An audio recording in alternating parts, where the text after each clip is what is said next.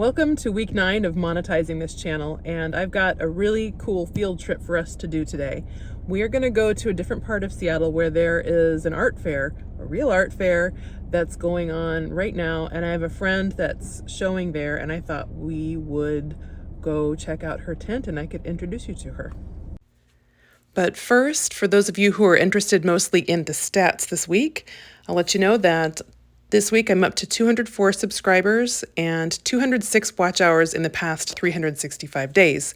And the reason we care about that is because once I reach 1,000 subscribers and 4,000 watch hours within a 365-day period, I'll be eligible for YouTube's partnership program, and that means I'll be able to earn a little bit of ad revenue just for making these free videos. And so I'm very interested in doing that. I also don't know why this graph is not showing the line, but you can tell by looking at the points what the numbers are. This is the neighborhood called West Seattle, and this is Alki Beach, which is a very popular destination within the West Seattle neighborhood. And as you can see, they have this art festival, 3-day art festival, and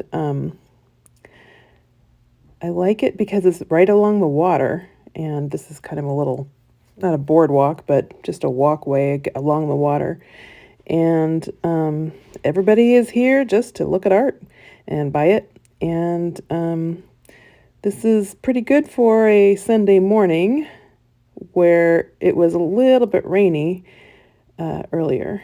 And as we walk towards my friend Teresa's tent, I'll just let you know that I'm thinking about these Sunday updates to include things that aren't just about stats of my channel and monetizing the channel, but also anything else that has to do with being a professional artist, and basically not just monetizing an art channel, but also monetizing your art practice, I guess, developing your art career.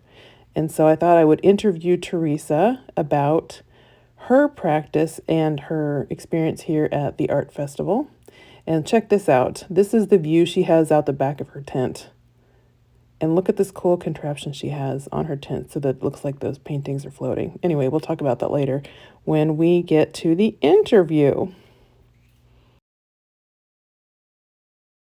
Yeah. Okay. Oh. So I have it set up so that it's you and a little bit of the water and the paintings. Okay. And that kind of stuff.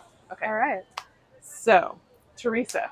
Hi, Anne. Hi. First of all, how long have you been painting? Oh gosh, I've been painting since I was a teenager. And how long have you been professionally painting? Since 2009. Okay, so that's a long time. That's a long time. 15 years. So thank you, because I can't do math right now.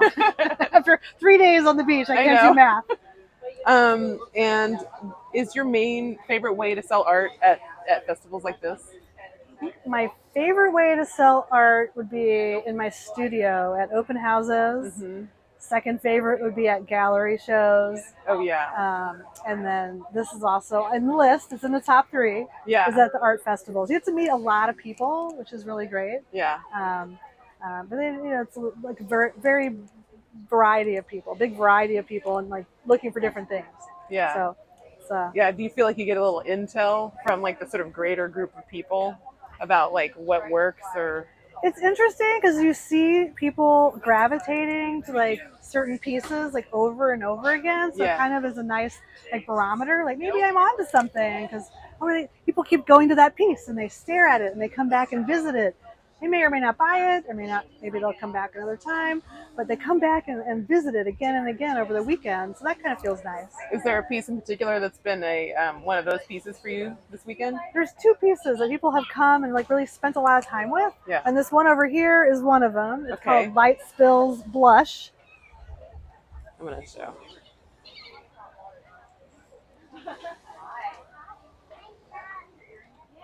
Okay, what's the other one? And the other one is this one over here, which is Awakening. Awakening. And it's that dawn moment when it's cloudy in the morning and there's just this stripe of pink starting to push through that cloud layer. Oh, it's beautiful. Yeah. Thank you. And you were mentioning this earlier, but let's see here. That part of your medium process is oil, but it's also oil stick. Yes, oil stick or oil bar. I mean oil bar, yeah, so that you can get kind of a texture and also that because there's wax in there, kind of a cold wax, encaustic, kind of dreamy look as well. Yes. I'll usually work with really terpy layers first, although I use a plant-based solvent, so not petroleum-based.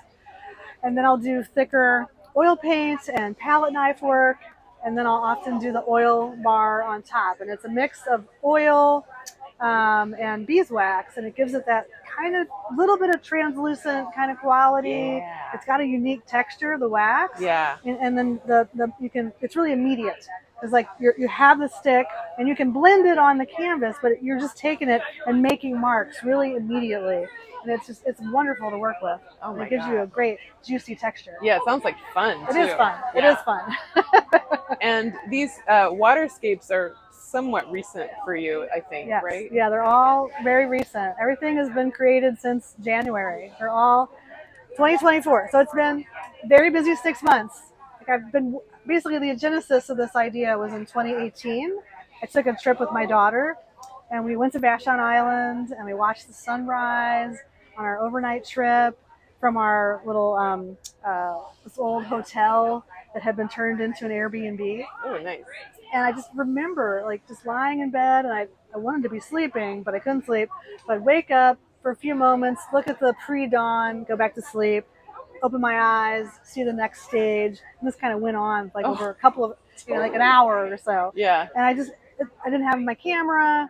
And I didn't want to disturb my daughter who was partially sleeping. And that memory just stuck with me for like, so 2018, so 6 years, it stuck with me. Oh, wow. And so like, I got to get this idea out onto canvas. Yeah. So finally this January was like the moment, was the time for that idea to be realized. And so from January to early July, that's what I've been working on, kind of like nonstop. Amazing. Well, they're so evocative. I mean, I feel really emotional looking at them, and I just feel like they're pieces you can live with. You know, like that. Like they have a real presence in person. It's too bad it doesn't really read on video because they are so beautiful. Thank you. I think for me, it's like there's a lot of awe in each piece, and not everybody has a view of the ocean from their bedroom or their house, but you can have sunset or sunrise in this case every day with art. Oh my God, I love that. I love it. Okay, right. So I know that I want to keep this short because people are passing by and thinking I can't come in because you're being videoed. That was great. So will you tell me how much it costs to do a tent here at the Alki Festival? The booth? Yeah. I think the booth is, I believe it's $350. $350, and that's for 3 days, right? That's for 3 days. All Friday. We set up on Friday morning, and then we run the booth from 2 to 8 on Friday. Yeah. And then it's 10 to 6 on Saturday and 10 to 6 on Sunday. And then we set up after 6 o'clock, or tear down after 6 on Sunday. Okay. And that's plus the application fee, which is $40. Okay, yeah. And then something I get asked a lot is, does the city or does somebody provide the tent and all the structure? And the answer is no. So the artists provide the booths, the tables, the structure, everything from the, that's not ground is by the artists. And then, I also wanted to highlight the fact that you have this really cool hanging system. Like the way that Teresa's paintings are able to float like this is because she and her husband designed this incredible structure that starts up here, and that's kind of like the main weight-bearing part, I guess. And then it's got like these hooks. It's like every 2 inches is this hook thing. Let's see if I can get it from the side. Dun, dun, dun. Is this working? Sort of. Anyway, these notches, and then down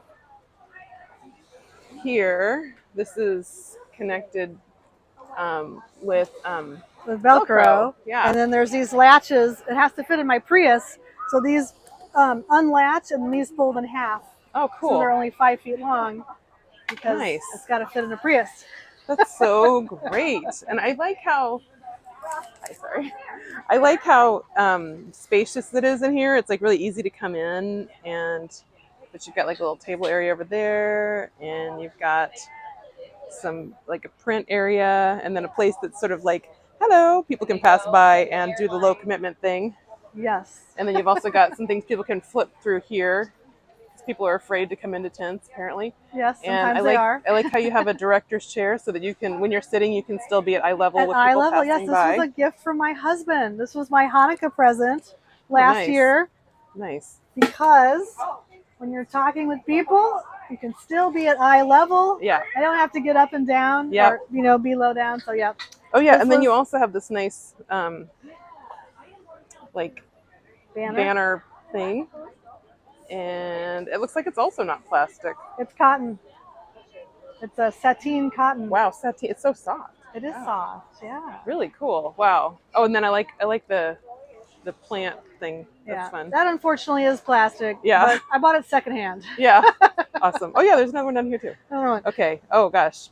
All right. Well, thank you so much, Teresa. thank you, Anne. It was Yay. such a pleasure. It was so nice talking with Teresa today, and I also ran into a few other artists, friends that I know who were working this festival. And one takeaway I have from talking with them is it's really important to get the skinny on a festival before you sign up for it. And of course, I learned that the hard way last weekend myself. But I think that it would be really useful in anyone's practice if you're interested in doing festivals to get a running list for yourself with criteria like how much is the booth fee, what do people say about it, people that you know, how are their sales, was it worth it for them, and all the other stuff like special perks. For example, there's one festival I heard about today where it's run by artists and they totally treat the participants so well. They have a volunteer come and watch your booth while you go to the bathroom and take a break, and they have coffee waiting in the morning. I mean, I definitely would love to try that one because my friend who was talking about that one also had really great sales that day. I guess it's also important to decide for yourself whether or not you want to do festivals because there are plenty of other ways to sell your art. For myself, though, I think I'm really starting to realize that festivals are for me because I talk to strangers as a hobby and I really like talking to people. And so I think I'm going to really pursue this more seriously than I have in the past. And I think that will serve me really well in the next few years. Thanks for coming on this little trip with me today, and I hope that you have a great beginning of the week, and I will see you in the next video.